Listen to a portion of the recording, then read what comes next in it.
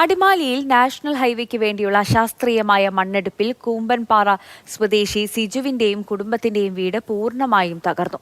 16 saint സ്ഥലത്ത് കയ്യിലുണ്ടായിരുന്ന സമ്പാദ്യമെല്ലാം മുടക്കിയാണ് 2 നില വീട് കെട്ടിയത്. ഇന്ന് അവരുടെ പക്കൽ ശേഷിക്കുന്നത് ഉടുതുണി മാത്രമാണ്.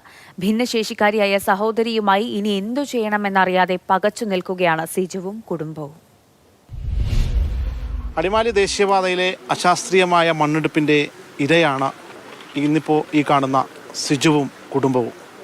ഇന്നലെ ഉണ്ടായ ആ മണ്ണിടിച്ചിലിൽ അവരുടെ വീട് പൂർണ്ണമായിട്ടും തകർന്നു. ഇന്ന് ഇവരുടെ പക്കൽ ശേഷിക്കുന്നത് ഈ കാണുന്ന ഇട്ടിരിക്കുന്ന വസ്ത്രം മാത്രമാണ്.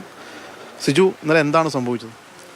ഇന്നലെ സംഭവിച്ചതെന്ന് പറഞ്ഞു കഴിഞ്ഞാൽ മിനിഞ്ഞാന്ന് മുതൽ അവിടെ മിനിഞ്ഞാന്ന് ഒരു ഉച്ചയ്ക്ക് 3 മണിയോടുകൂടി ചെറിയ രീതിയിലൊരു മണ്ണിടിച്ചിലുണ്ടായിരുന്നു. ആ ഇടിഞ്ഞ മണ്ണ് ദേശീയപാതയുടെ ഇപ്പുറത്തെ കൈവരി വാർത്തിരിക്കുന്ന ആ ഭാഗത്തോളം വന്ന് നിറയെ പൊക്കത്തിലുണ്ടായിരുന്നു. അത് കോരി മാറ്റാനുള്ള നടപടിക്രമങ്ങളായിരുന്നു ദേശീയപാതയിൽ അവിടുത്തെ പണിക്കാർ ചെയ്തുകൊണ്ടിരുന്നത്. അങ്ങനെ ചെയ്ത് പിറ്റേ ദിവസം കാലത്തായി കഴിഞ്ഞപ്പോഴത്തേക്കും അവിടെ ഒരു പൊട്ട് രൂപാന്തരപ്പെടുകയും ആ പൊട്ട് ഓരോ നിമിഷം ചെല്ലുന്നതും വലുതായി വരികയും അത് ഞങ്ങൾ അവരെ ശ്രദ്ധയപ്പെടുത്തുകയും ചെയ്തപ്പോൾ അവർ 2 മണിയോടുകൂടി അവിടുത്തെ പരിപാടികളൊക്കെ നിർത്തിവെച്ച് എല്ലാവരും അപ്പുറത്തും ഇപ്പുറത്തുമായി മാറി നിന്ന് ഇത് വീക്ഷിച്ചുകൊണ്ട് നിൽക്കുകയായിരുന്നു. ജോലിക്ക് പോയപ്പോൾ 11 മണിയോടുകൂടി എന്നെ സ്റ്റേഷനിൽ നിന്ന് വിളിച്ചിട്ട് നിങ്ങളുടെ അവിടെ ഇങ്ങനെ മണ്ണെടുക്കുന്നുണ്ട്, അത് മണ്ണിടിയാൻ ചാൻസ് ഉണ്ട്, അതുകൊണ്ട് എത്രയും അവിടെ നിന്ന് മാറ്റി താമസിക്കുന്നു. അപ്പോൾ ഞങ്ങളെല്ലാവരും കൂലിപ്പണിക്കാരാണ്. ആരും തന്നെ ആ സമയത്ത് വീട്ടിലുണ്ടായിരുന്നില്ല. പെങ്ങളെന്ന് പറഞ്ഞാൽ ഒരു 60% ഹാൻഡിക്യാപ്ഡാണ്. അവൾക്ക് അങ്ങനെ ശരിയായ രീതിയിൽ മറ്റു പരസഹായം ഇല്ലാണ്ട് നടക്കാൻ തന്നെ സാധിക്കില്ല. ഞങ്ങൾ എന്തെങ്കിലും എടുക്കണം അല്ലെങ്കിൽ അങ്ങനെയുള്ള കാര്യങ്ങളൊക്കെ ഒന്ന് ഓർത്ത് അല്ലെങ്കിൽ എന്താണ് ചെയ്യേണ്ടതെന്ന് ആകെ പരിഭ്രമമായി പോയി. ആ അവസ്ഥയിൽ ഞാനിവിടെ എത്തിക്കഴിഞ്ഞപ്പം ആ ഭാഗത്തേക്ക് അടുക്കാനോ അല്ലെങ്കിൽ ഇങ്ങനെ മറ്റുള്ള കാര്യങ്ങളൊന്നും പറ്റില്ല എന്നുള്ള രീതിയിൽ എല്ലാവരും ഞങ്ങൾ ആ ഭാഗത്തേക്ക് വരാമെന്നില്ല, കിട്ടില്ല. അപ്പം അതുകൊണ്ട് ഞങ്ങൾക്ക് ഇട്ട ഡ്രസ്സുകൾ മാത്രമേ ഉള്ളൂ. മാത്രമല്ല ഓടിക്കണേ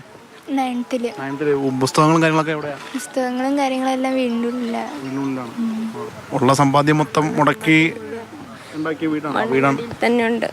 സമ്പാദ്യമൊന്നും ഇല്ല. ഇനി എൻ്റെ മരുന്നെടുക്കണമെന്ന് പറഞ്ഞിട്ട് പോയി എടുക്കുക, വേറെ ഒന്നും എടുക്കാൻ പാടില്ല, അങ്ങോട്ട് പോകാനുള്ള സൗകര്യം ഇല്ലയെന്ന് പറഞ്ഞു. പിന്നെ ഞാൻ വന്ന് മരുന്ന് മാത്രം എൻ്റെ എടുത്തോണ്ട് ഞങ്ങൾ ഓടി അപ്പുറത്തേക്ക് മാറി. കഴിഞ്ഞ 15 വർഷം കൊണ്ട് ഉണ്ടാക്കിയ സമ്പാദ്യവും മറ്റുമൊക്കെയാണ് പൂർണ്ണമായിട്ടും ഇല്ലാതായിരിക്കുന്നത്. സ്വാഭാവികമായിട്ടും ഇവർക്ക് ഇനി എവിടെ താമസിക്കണം എന്ന് ചോദിച്ചാൽ അതൊരു ചോദ്യചിഹ്നമായിട്ട് നിൽക്കുകയാണ്. ബന്ധപ്പെട്ട അധികാരികൾ കൃത്യമായ രീതിയിൽ ഇടപെട്ട് ഇവർക്കൊരു വാസയോഗ്യമായ സ്ഥലം അടിയന്തരമായി ഉണ്ടാക്കി കൊടുക്കണമെന്നാണ് ഇവർക്കും ഈ കുടുംബത്തിന് പങ്കുവെക്കാനുള്ളത്. ജോബിൻ തേക്കടിക്കൊപ്പം ശ്യാമപ്രസാദ്, മാതൃഭൂമി ന്യൂസ്, അടിമാലി.